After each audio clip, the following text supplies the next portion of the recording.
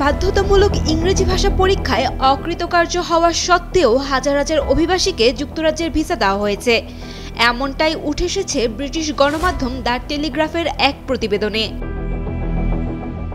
ওই প্রতিবেদনে বলা হচ্ছে 2023 সালের আগস্ট থেকে 2025 সালের সেপ্টেম্বর পর্যন্ত আইএলটিএস পরীক্ষায় অংশ নেওয়া 80,000-এর মতো পরীক্ষার্থীকে ভুল ফলাফল দেওয়া হয়েছে। এদের মধ্যে অকৃতকার্য অনেক পরীক্ষার্থীকে পাশ করিয়ে দেওয়া হয়েছে। সেই সঙ্গে চীন, বাংলাদেশ ও ভিয়েতনামে আইএলটিএস পরীক্ষার প্রশ্ন ফাঁসের প্রমাণ পাওয়া গেছে।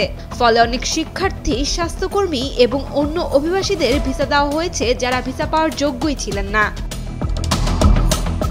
অভিযোগ উঠেছে দেশটির সমাজসেবামূলক কাজে নিয়োজিত অনেকের ইংরেজি ভাষাজ্ঞান অপর্যাপ্ত, যা রোগীদের ঝুঁকিতে ফেলছে এবং কিছু ক্ষেত্রে তা মারাত্মক বলেও প্রমাণিত হয়েছে।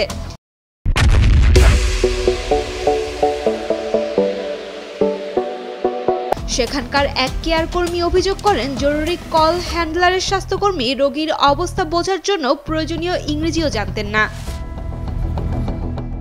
এদিকে এ তথ্য সামনে আসার পর থেকেই অযোগ্য এসব অভিবাসীদের নির্বাসিত করার দাবি জানাচ্ছে কনজারভেটিভ পার্টি।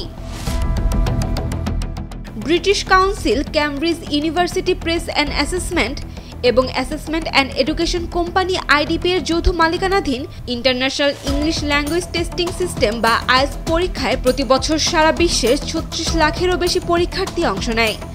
গত 2 বছরে হাজার হাজার পরীক্ষার্থী এই পরীক্ষায় ভুল ফলাফল পেয়েছেন। যদিও আইএলটিএস কর্তৃপক্ষ এর পেছনে প্রযুক্তিগত ত্রুটিকে দায়ী করেছে। এই ত্রুটির ফলে মাত্র 1% পরীক্ষা প্রভাবিত হয়েছে বলে জানিয়েছে তারা। তবে এই 1%ই প্রায় 78,000-এর সমান। এই ঘটনা ভাষা পরীক্ষা ও ভিসা প্রক্রিয়ার ত্রুটি নিয়ে নতুন বিতর্কের জন্ম দিয়েছে। Sayem Akter, Daily Sun.